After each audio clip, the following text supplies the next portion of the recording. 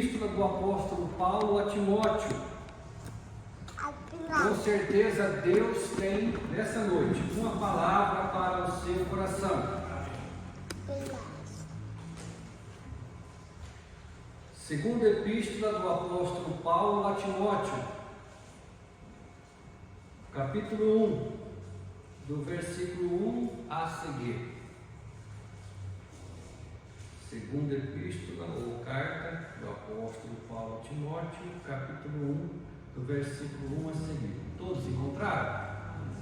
Nos diz assim a palavra de Deus, versículo 1 a seguir. Paulo, apóstolo de Jesus Cristo, pela vontade de Deus, segundo a promessa da vida que está em Cristo Jesus. A Timóteo, meu amado filho, graça, misericórdia e paz, da parte de Deus Pai e da de Cristo Jesus, Senhor nosso. Dou graças a Deus, a quem desde os meus antepassados sirvo com a consciência pura, porque sem cessar faço memória de ti nas minhas orações, noite e dia, desejando muito ver-te, lembrando-me das tuas lágrimas, para me encher de gozo, trazendo à memória a fé não fingida que em ti há, a qual habitou primeiro em tua avó Lóide e em tua mãe Eunice, e estou certo de que também habita em ti. Por este motivo te lembro de que despertes o dom de Deus que existe em ti, pela imposição das minhas mãos. Porque Deus não nos deu o espírito de temor, mas de fortaleza, de amor e de moderação. Portanto, não te envergonhes do testemunho de nosso Senhor, nem de mim, que sou prisioneiro seu. Antes, participa das aflições do Evangelho, segundo o poder de Deus, que nos salvou e chamou com uma santa vocação, não segundo as nossas obras, mas segundo o seu próprio propósito e graça que nos foi dada em Cristo Jesus antes dos tempos dos séculos. Oremos. Pai de amor, nós estamos diante da tua santa e bendita palavra e nós precisamos, Senhor, de ouvir a tua voz, de sermos renovados, sermos fortalecidos, sermos alimentados e sairmos daqui, Senhor, regozijando, porque é muito bom ouvir a tua voz, ouvir a tua palavra. O Senhor sempre falou e sempre fala com o teu povo. Continue falando conosco nessa noite, através da tua santa e bendita palavra, pelo teu Espírito Santo, em nome de Jesus. Amém.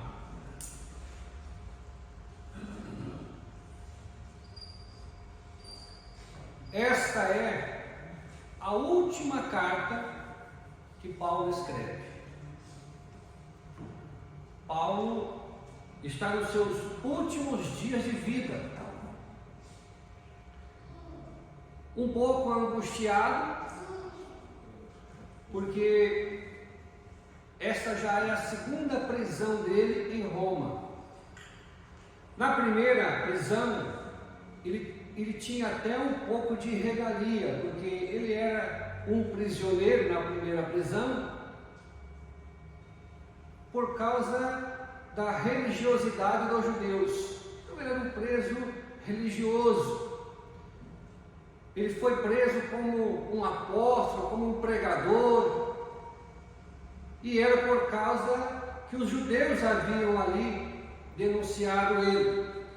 Então ele teve um tratamento diferenciado, tanto é que ele passou ali escrevendo cartas, pregando, trabalhando, ensinando. Mas essa segunda prisão era diferente, porque é uma prisão política. Ou seja, havia ali naquela cidade de Roma, a capital do império, estava passando uma perseguição aos cristãos como nunca houve na história. Muitos cristãos haviam sido presos e mortos, então prenderam Paulo, acusando Paulo de ser ali Um bandido, um ladrão, a pessoa envolvida ali com o incêndio de Roma, no ano de 64, dia 17 de julho, o grande incêndio que destruiu quase 80% da cidade, causada pelo próprio imperador, mas acusando e jogando a culpa aos cristãos. Então eles pegam e prendem Paulo. Então agora Paulo é um preso político, mesmo ele tendo a cidadania romana, como ele usou algumas vezes em seu benefício, agora não. Essa segunda prisão é uma prisão que ele não pede para sair, ele não pede para a igreja orar por ele, para ele ser liberto, porque ele entende que está chegando o fim dele. Ele teve, mesmo sendo um preso acusado injustamente, ele teve direito à defesa.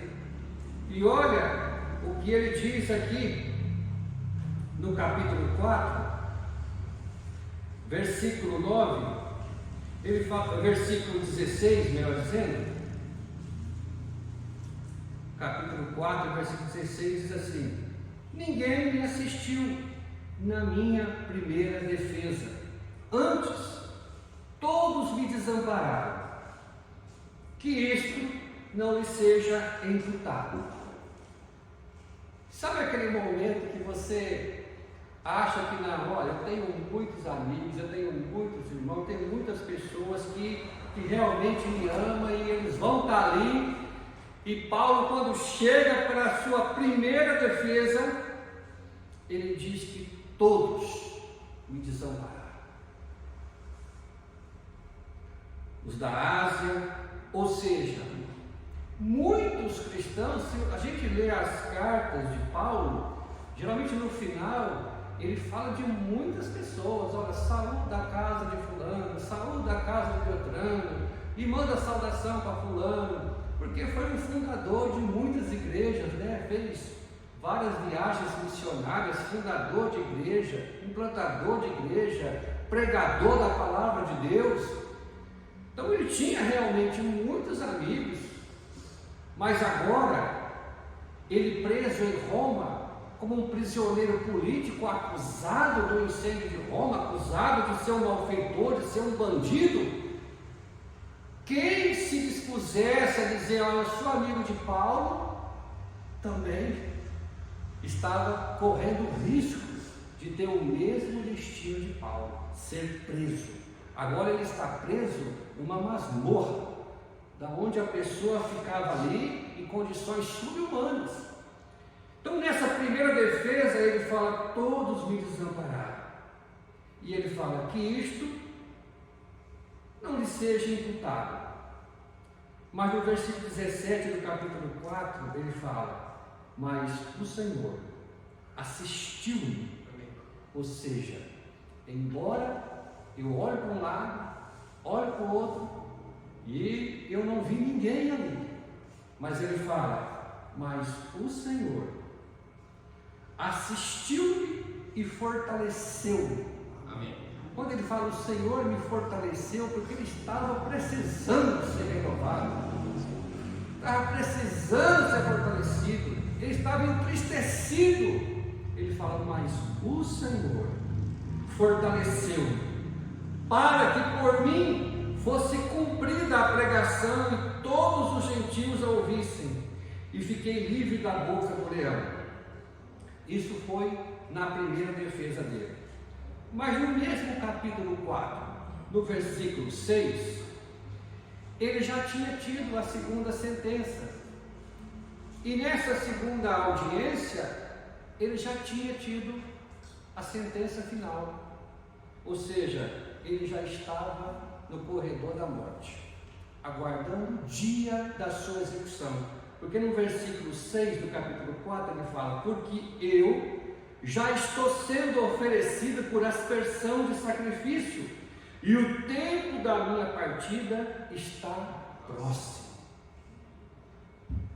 Então veja só, um homem, um fariseu, um homem zeloso da lei de Deus, como ele mesmo dizia, ele teve um encontro com Jesus quando ia caminho de Damasco. Jesus se revela a ele como Senhor e Salvador, e a partir dali ele é uma nova criatura, ele entende quem é Jesus e ele passa a ser um instrumento nas mãos do Senhor. Mas agora chega o fim do seu ministério, está chegando o fim da sua jornada, porque no versículo 7 do capítulo 4 ele fala: combati o bom combate, acabei a carreira, guardei a fé. E ele fala: desde agora a coroa da justiça está guardada, a qual o Senhor, o justo juiz, me dará naquele dia, e não somente a mim, mas também a todos que amarem a sua vida. E ele então escreve a Timóteo, e ele fala no versículo 9: procura vir ter depressa, porque eu já estou para ser oferecido, já estou para morrer, a minha sentença já foi dada. E ele escreve a Timóteo para que Timóteo viesse, porque Timóteo era como um filho na fé. Timóteo foi um jovem que ele encontrou em Listra, e ele aí então pega Timóteo e começa a levar Timóteo nas suas viagens missionárias. O bom testemunho de Timóteo, que chega na igreja ali, então Timóteo começa a servir também ao ministério de Paulo. Então Paulo se identificou muito com esse jovem, e embora Paulo esteja em uma masmorra, pronto para morrer, mas ele lembra de Timóteo. Ele lembra de Timóteo, e ele começa no capítulo 1 dizendo: olha, Paulo, apóstolo de Jesus Cristo, pela vontade de Deus, segundo a promessa da vida que está em Cristo Jesus, a Timóteo, meu amado filho. Olha que coisa maravilhosa, a consideração que Paulo tinha por Timóteo. E no versículo 3 do capítulo 1, ele fala que Paulo dava graças a Deus pela vida de Timóteo, e que sempre trazia à memória em suas orações e orava pelo jovem Timóteo. Agora, mesmo Paulo lá na masmorra, preso, tendo ali desamparado por muitos e já ter sido sentenciado à morte, ele fala no versículo 4 do capítulo 1: desejando muito ver-te. Eu quero te ver, Timóteo. Sabe por quê? Porque eu lembro das tuas lágrimas. Nós não sabemos quando foi que isso aconteceu, mas pode ter sido quando Paulo reúne ali os anciões de Éfeso, e ele começa a dar ali o seu sermão, e ele fala: olha, vocês nunca mais vão ver o meu rosto, essa é a última viagem que eu vou estar aqui com vocês. E ali eles se ajoelharam, se abraçaram, oraram, e houve muito choro. Quem sabe foi nesse momento. E Paulo lembrou do amor, da sinceridade que Timóteo tinha por ele. Ele falou: desejando muito ver-te, porque eu lembro das tuas lágrimas, para me encher de gozo. E aí ele escreve para Timóteo, sabe para quê, irmãos? Para fortalecer Timóteo. Porque embora Timóteo não estava preso, mas se nós lermos nos outros versículos adiante aqui, nós vamos ver que Timóteo estava passando por uma situação, parece que uma crise. E aí Paulo pega e fala assim: olha, eu desejo ver você, eu me lembro das suas lágrimas, eu lembro de você em minhas orações noite e dia. E aí ele traz a memória no versículo 5, olha, trazendo a memória a fé, e ele começa a dizer sobre a fé da família de Timóteo. Olha, a fé da sua avó Lóide, da tua mãe Eunice, e também estou certo que também habita em ti. Ou seja, Timóteo, você foi muito bem ensinado, a tua avó foi uma serva de Deus, uma mulher de fé, honrosa, temente a Deus, que conseguiu transmitir essa mesma fé para a sua mãe Eunice, embora o pai dele era grego, mas agora ela conseguiu transmitir essa fé para Timóteo. Sua avó, a fé não fingida, ou seja, uma fé produtiva, uma fé de ação, uma fé que não vê obstáculo, mas que Uma fé que vê lá na frente e fala, não, como Paulo mesmo chegou a dizer, que eu sei em quem tenho crido. Porque a fé não é um sentimento, a fé é um fundamento. E um fundamento firme. E ele falou, olha, a tua avó, a Lloyd, e a tua mãe Eunice, uma fé impressionante, ou seja, uma fé firme. E eu estou certo que essa mesma fé que a tua avó, que a tua mãe, que habitou nela, também habita em ti. E aí fala no versículo 6, por esse motivo, ou seja, traz a memória o que a sua avó, o que a sua mãe, a fé delas, fala, por esse motivo, eu estou te lembrando que você despertes o dom que há em ti, que você aviva, que você se renova. Porque no versículo 7 ele fala, porque Deus não nos deu espírito de temor, mas de fortaleza, de amor e de moderação. Irmãos, Deus não nos deu espírito de temor. Deus nos deu o seu Espírito Santo, que é um espírito de fortaleza, de amor, de firmeza, de independente da circunstância. Ele estava dizendo, olha, está vendo eu aqui? Está vendo eu aqui? A situação que eu estou? Mas Deus não nos deu espírito de temor.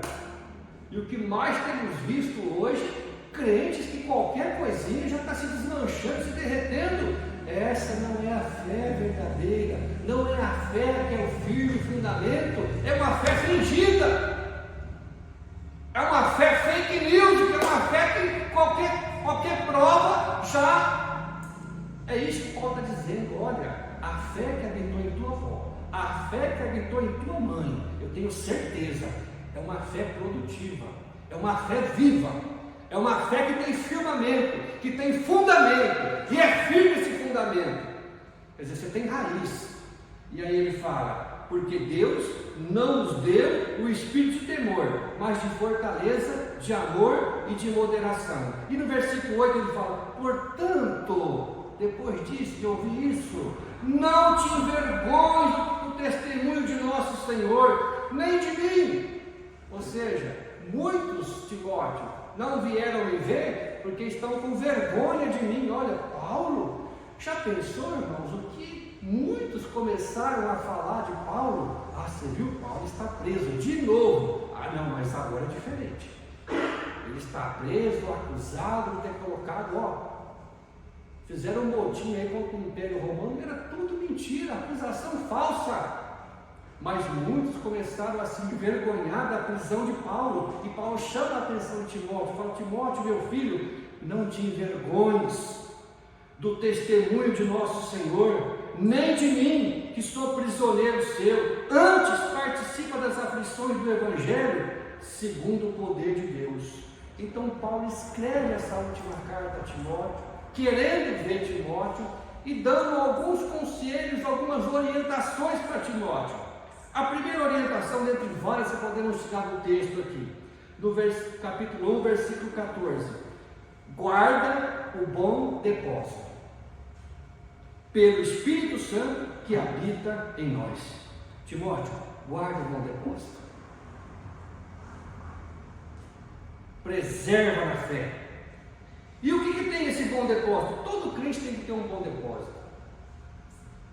Como que é esse bom depósito? O versículo 13 fala: conserve o modelo das sãs palavras que de mim tens ouvido, na fé, no amor que há em Cristo Jesus. O bom depósito, guarda a palavra de Deus, guarda o bom depósito.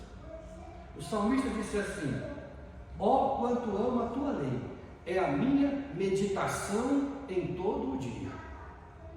As tuas palavras me fazem mais sábio do que a dos meus companheiros.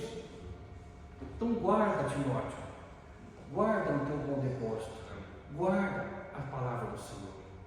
Elas são alimento, são sustento.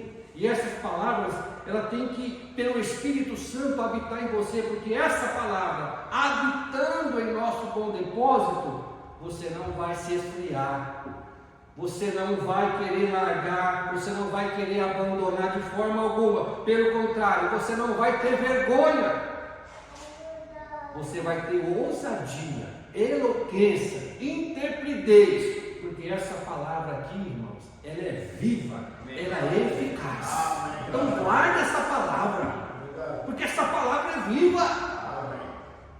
Porque eu já estou indo, mas você vai enfrentar muitas coisas ainda. E se você não guardar o bom depósito dessa palavra, você não vai ter força para vencer essas situações. Então, o primeiro conselho de Paulo: guarda o bom depósito pelo Espírito Santo que habita em vós.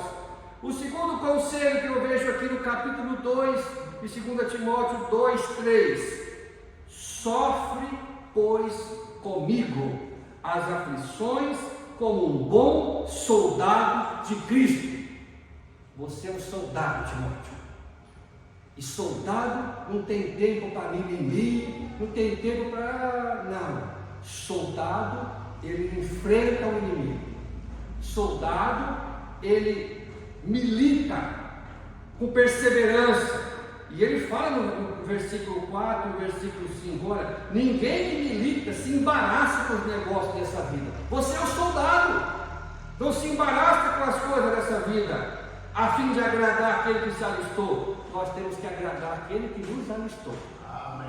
Porque nós somos o soldado. Versículo 5: e se alguém também milita, não é coroado se não militar legitimamente. Então sofre, Timóteo, sofre comigo as aflições, mas sofre como um bom soldado. Aquele soldado que não é desertor, que não deserta, que não abandona, que não vê a dificuldade, mas ele fala: não, eu sou um soldado, eu pertenço ao exército de Cristo. Ele me alistou, então eu tenho que agradar a Ele. Ah, mas eu vou sofrer. Mas, irmãos, não existe evangelho sem sofrimento. Se você quer ser um cristão autêntico em Cristo, você vai sofrer aflições, você vai sofrer perseguições. O que nós temos visto hoje é um evangelho que nega essas coisas, e é esse que é o perigo do evangelho falso.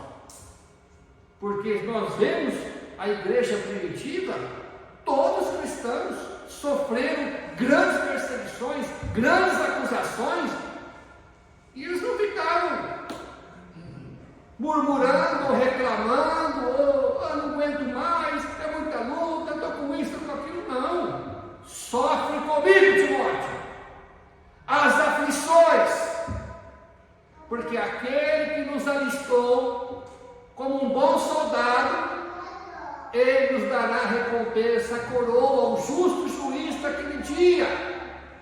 Mas sofre comigo as aflições. Quer dizer, você está vendo que eu estou sofrendo aqui, mas sofre comigo. Vale a pena. Ele nos chamou, Ele nos alistou para nós sermos um bom soldado de Cristo. E um bom soldado, irmãos, ele não recua. O soldado, ele avança, ele vai, porque ele sabe, ele pode até morrer no campo de batalha, mas ele sabe que aquele que o alistou é fiel. E Paulo fala sobre isso. O terceiro conselho que eu vejo Paulo dando para Timóteo, no capítulo 3, versículo 14, diz assim: tu, porém, permanece naquilo que aprendeste e de que foste inteirado, sabendo de quem o tens aprendido, e que desde a tua meninice sabes as sagradas letras que podem fazer-te sábio para a salvação, pela fé que há em Cristo Jesus. Olha o que ele fala, outro conselho para Timóteo: Timóteo, permanece no que? Naquilo que você aprendeu. Porque Timóteo foi como um discípulo, foi discipulado por Paulo. Paulo compartilhou com ele nas suas viagens missionárias, em várias coisas que Timóteo presenciou na vida de Paulo. Ele fala: permanece naquilo que você aprendeu e de que você foste inteirado, que você viu, que você presenciou, sabendo de quem o tens aprendido. Por isso que ele começa no capítulo 1 dizendo: Paulo, apóstolo de Jesus Cristo pela vontade de Deus. Não foi homem nenhum não que me chamou, não foi homem nenhum que... Não, Paulo, apóstolo de Jesus Cristo pela vontade de Deus. Ele mesmo fala lá em Atos, né, que não foi carne nem sangue, mas foi o Senhor quem o chamou.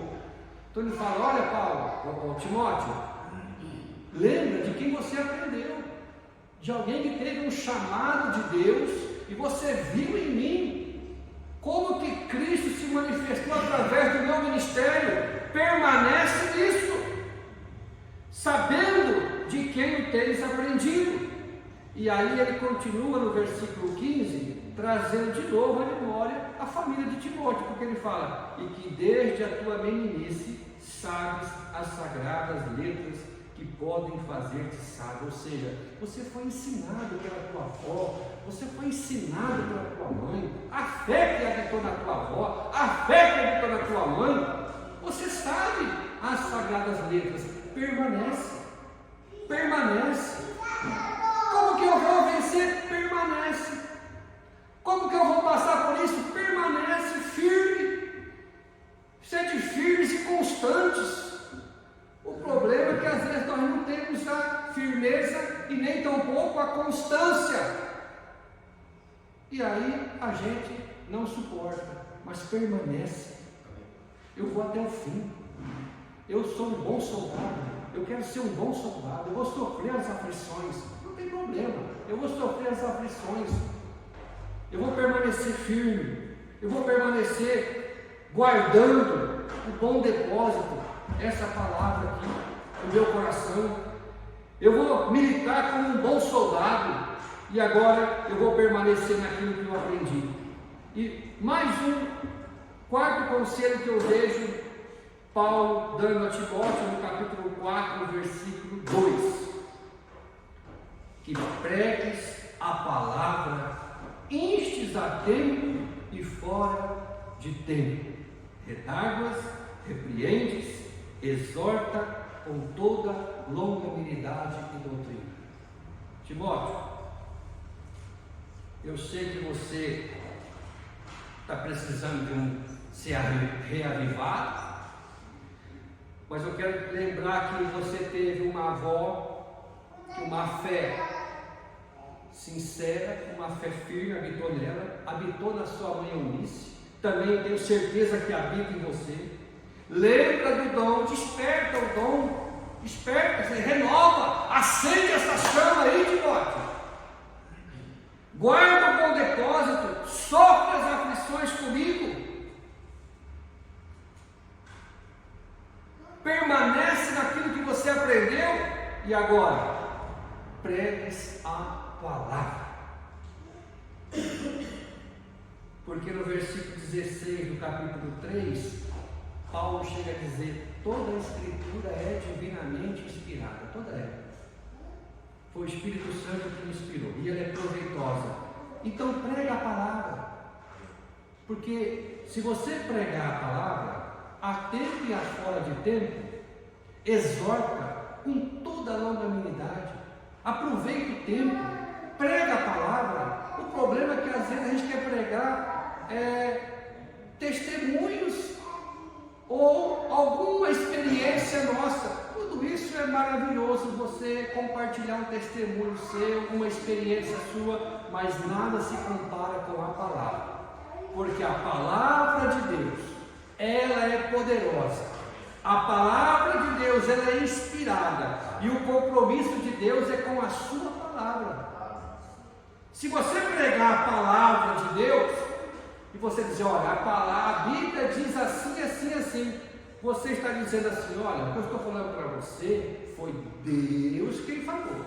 E se foi Deus quem falou, ele é imutável, ele não pode negar a si mesmo, a sua palavra é fiel, passa os céus, passa a terra, mas as suas palavras não passarão, e com certeza, o que esta palavra diz, Ah, meu amigo, pode confiar, porque ela é digna de toda aceitação. Amém. E então ele encoraja Timóteo: Timóteo, prega a palavra. Eu estou preso aqui, eu estou querendo te ver. Eu lembro das suas lágrimas quando a gente se despediu ali, mas eu quero ver você, eu quero conversar com você. Quase no final aqui do capítulo 4, ele fala no versículo 9, como eu já mencionei: procura vir ter depressa, vem ter depressa. E aí ele fala: porque Demas me desamparou. Depois no versículo 11, ele fala: só Lucas está comigo, toma Marcos, traze comigo, porque me é muito útil para o ministério. Veja como ele está se despedindo mesmo, irmãos, porque quando nós olhamos lá para Atos dos Apóstolos, nós vamos ver que houve uma certa contenda, uma certa divisão, porque estava Paulo, Barnabé e Marcos numa viagem. No meio da viagem, Marcos quer voltar. Aí Marcos volta. Aí vamos fazer outra viagem missionária, Barnabé. Vamos, Paulo. Aí Barnabé fala assim: não, mas é o seguinte, vamos levar João Marcos? Não. João Marcos não. Ele já abandonou nós no meio da viagem? Não vamos levar não. Então houve ali, né? Talvez não seja por falta de experiência ou até uma arrogância de Paulo, né? E aí então rompeu-se um pouco, ele distanciou um pouco Barnabé com Paulo, porque Barnabé era parente de João Marcos, né? Ele falou: não, por que não vamos levar João Marcos? Aí então Paulo seguiu o seu caminho, Barnabé também seguiu o seu caminho.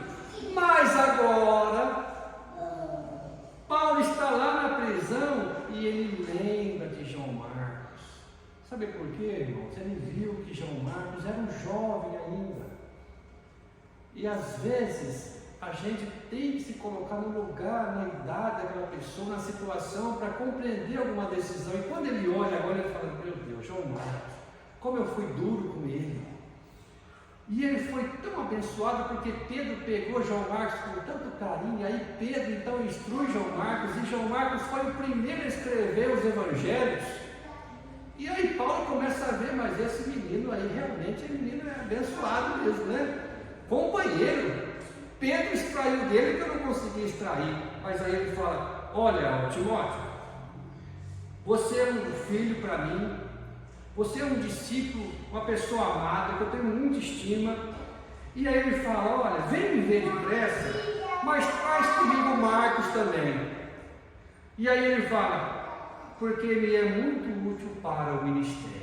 Irmãos, a coisa mais maravilhosa que tem, Paulo, apóstolo de Jesus Cristo, ele reconhece aqui que ele errou com João. E às vezes nós estamos numa situação tão assim, sabe? Que a gente toma decisão, toma atitude, e é assim, o que eu falo é assim, e tem que ser assim. Não, a gente tem que ter a humildade de reconhecer que todos nós erramos. E pedir perdão também. Porque Paulo reconhece: agora me traz João Marcos, me traz Marcos. Eu não quero morrer sem ver Marcos, eu preciso conversar com ele, me reconciliar com ele, pedir perdão pela minha atitude que eu tomei. E aí vai: traz comigo, porque ele é muito útil para o ministério. Isso é maravilhoso. O cristianismo é maravilhoso por causa disso, irmão. Porque quem trabalha em nosso meio é o Espírito Santo. Temos várias cabeças, cada um pensa de um jeito, não é? Cada um tem uma personalidade, mas o Espírito Santo trabalhando em nós, pela palavra de Deus, irmãos, tudo fica mais fácil. A gente perdoa, a gente aprende a humildade, a gente aprende que uma liderança precisa de compartilhar, de ajuda. E Paulo falou assim: eu sou um apóstolo, mas eu estou preso aqui. Mas tem Marcos, tem Timóteo, tem tantos outros aí que vão continuar fazendo a obra, e eu preciso deles. E é isso que a vida nos ensina. Eu sempre costumo dizer: a vida ensina, a vida vai ensinar. Mas tomou essa atitude, mas a vida ensina. Com o passar do tempo, a pessoa fala: por que eu não chamei, por que eu não convidei, por que eu não dei oportunidade, por que eu não reconsiderei? lembra de Moisés, quando Moisés estava lá, julgando a causa do povo, e aquele povo, aquela multidão lá no sol, o dia inteiro esperando Moisés ser atendido por Moisés. Quem que não queria ser atendido por Moisés, né? Ter a sua causa resolvida? Mas aí o seu sogro falou assim: Moisés, não, você está judiando o povo. Olha quantas pessoas estão aí, você se cansa, o povo fadiga, mas se você compartilhar a sua liderança, se você aproveitar tantas pessoas que estão aqui no meio do povo de Deus, e você dividir as tarefas, todo mundo vai sair ganhando, e Deus vai ser glorificado. Sabe o que eu achei bonito em Moisés?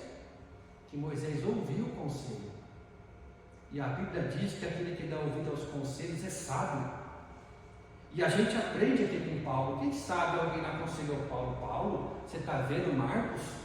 Você não quis, você proibiu ele, até que ele queria ir na segunda viagem missionária, e você proibiu ele só porque ele não foi com a gente. E agora olha os frutos desse rapaz.